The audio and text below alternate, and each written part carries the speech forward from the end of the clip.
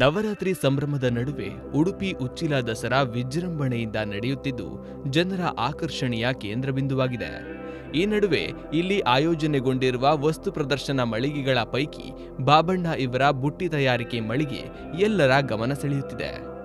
ಮೂಲತಃ ಕಾರ್ಕಳ ತಾಲೂಕಿನ ಕಡ್ತಲದವರಾದ ಇವರು ತಮ್ಮ 15ನೇ ವಯಸ್ಸಿನಲ್ಲಿ ಕುಲಕಸುಬಾದ ಬುಟ್ಟಿ ಹೆಣೆಯುವುದನ್ನು ಆರಂಭಿಸಿದ್ದು ತಡ್ಪೆ, ಬುಟ್ಟಿ, ಗೂಡುದೀಪ ಸೇರಿದಂತೆ ಹಲವು ಕರಕುಶಲ ವಸ್ತುಗಳನ್ನು ತಯಾರಿಸುತ್ತಿದ್ದಾರೆ.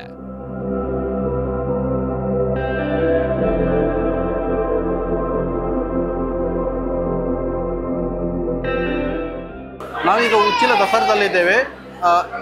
ಈಗ ನಾವು ಹಾಕಿರುವಂಥದ್ದು ಬುಟ್ಟಿ ತಯಾರಿಕೆ ಅಂತ. ಇದರ ಉಸ್ತುವಾರಿ ಎಲ್ಲ ನಮ್ಮ ಯತೀಶ್ ಗಿರಿಯೂರವರು ಇದ್ದಾರೆ. ಅದೇ ರೀತಿ ಇವರು ತಯಾರಿಸೋದು ಎಲ್ಲ ನಮ್ಮ ಬಾಬಣ್ಣ ಅಂತ. ಬಾಬಣ್ಣ ಇವರು ಮೂಲತಃ ಕರ್ತಲ ಗ್ರಾಮದವರು, ಕಾರ್ಕಳ ತಾಲೂಕಿನ ಕರ್ತಲದವರು. ಇವರು ಕಳೆದ 15 ವಯಸ್ಸಿನಲ್ಲೇ ಇವರು ತನ್ನ ಶಾಲೆ ಬಿಟ್ಟು ಈ ತನ್ನ ಕುಲಕಸುಬಾದ ಬುಟ್ಟಿ ತಯಾರಿಕೆ ಆಗಲಿ ಇಂಥ ವಸ್ತುಗಳನ್ನೆಲ್ಲ ಮಾಡ್ತಾ ಇದ್ದಾರೆ.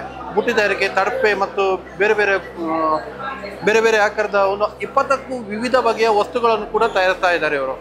ಅದೇ ರೀತಿ ಇವರು ತಮ್ಮ ಫ್ಯಾಮಿಲಿ ಯಾರು ತನ್ನ ಶ್ರೀಮತಿಯವರಾಗಲಿ ಮತ್ತು ಅವರ ಮಗಳು ಇವರು ಮೂವರು ಕೂಡ ಒಟ್ಟಿಗೆ ಉಟ್ಕೊಂಡು ಕೆಲಸಗಳು ಮಾಡ್ತಾರೆ. ಕಳೆದ 4 ತಿಂಗಳಿಂದ ದಿನನಿತ್ಯ ಒಂದು ನೈಟ್ 12 ಗಂಟೆ ತನಕ ಕೂತು ಇಷ್ಟೆಲ್ಲ ಕೆಲಸಗಳನ್ನು ಮಾಡಿದ್ದಾರೆ. ಇವರು ತುಂಬ ಅಂದರೆ ಇದಕ್ಕೋಸ್ಕರನೇ ನಮ್ಮ ಈ ಯತೀಶ್ ಕಿದಿಯೂರವರು ಮೊದಲೇ ಹೇಳಿದ್ದಾರೆ ಏನಂದರೆ, ಈ ಟೋಟಲಿ ನಮ್ಮ ಈ ಉತ್ಸವ ದಸರಾ ಉತ್ಸವ ನಮಗೆ ಟೋಟಲ್ ಒಂದು ಖುಷಿ ಆಗಬೇಕು ಎಲ್ಲರಿಗೂ ಕೂಡ ಅಂತ. ಅವರ ಪರಿಕಲ್ಪನೆ ಮತ್ತು ಜಿ ಶಂಕರ್ ಅವರ ನೇತೃತ್ವ ಇದೆಲ್ಲವೂ ಕೂಡ ಒಂದು ಒಳ್ಳೆ ರೀತಿಯಲ್ಲಿ ಮೂಡಿ ಬಂದಿದೆ. ಅದೇ ರೀತಿ ನಮಗೆಲ್ಲ ತುಂಬ ಸಹಕಾರ ಮಾಡಿದ್ದಾರೆ ಅವರು.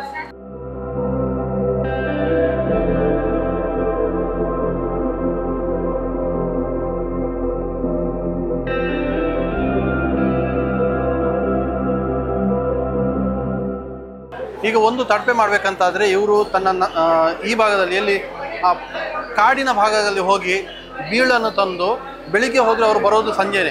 ಒಮ್ಮೆ ಹೋದರೆ ಖಾಲಿ 2 ರಿಂದ 3 ತಡಪೆ ಮಾಡಲಿಕ್ಕೆ ಮಾತ್ರ ಆಗುವಂಥದ್ದು. ಯಾಕಂದರೆ ಇಡೀ ಕಾಡಿನಲ್ಲಿ ಸುತ್ತಾಕಿದ್ರೆ ಮಾತ್ರ ಅವರಿಗೆ ಆ ಬೀಳುಗಳು ಸಿಗುವಂಥದ್ದು. ಅದೇ ರೀತಿ ಒಂದು ತಡಪೆ ನಂತರ ಅದರ ಮೇಲಿನ ಸಿಪ್ಪೆ ಭಾಗ ಎಲ್ಲವನ್ನು ತೆಗೆದು ಅದೇ ರೀತಿ ಅದನ್ನು ನೀರಲ್ಲಿ ಹಾಕಿ ನೆನೆಸಿ ಆ ನಂತರ ತಡಪೆ ಕಟ್ಟುವಂಥದ್ದು ಕೆಲಸಗಳು ಸ್ಟಾರ್ಟ್ ಆಗ್ತವೆ. ಒಂದು ತಡಪೆ ಮಾಡಬೇಕಂತಾರೆ ಅವರು ಒಂದು ದಿನಕ್ಕೆ ಅವರು 4 ರಿಂದ 5 ತಡಪೆಗಳನ್ನು ಮಾತ್ರ ಮಾಡ್ತಾರೆ. ಅದಕ್ಕಿಂತ ಜಾಸ್ತಿ ಮಾಡಲಿಕ್ಕೆ ಅವ್ರಿಗೆ ಆಗೋದಿಲ್ಲ. ಯಾಕಂದರೆ ಅದಕ್ಕೆ ಅಷ್ಟು ಶ್ರಮ ಇದೆ. ಆ ಶ್ರಮದ ಮೂಲಕ ಅವರು ಈ ರೀತಿ ತೊಡಗಿಸ್ಕೊಳ್ತಾರೆ.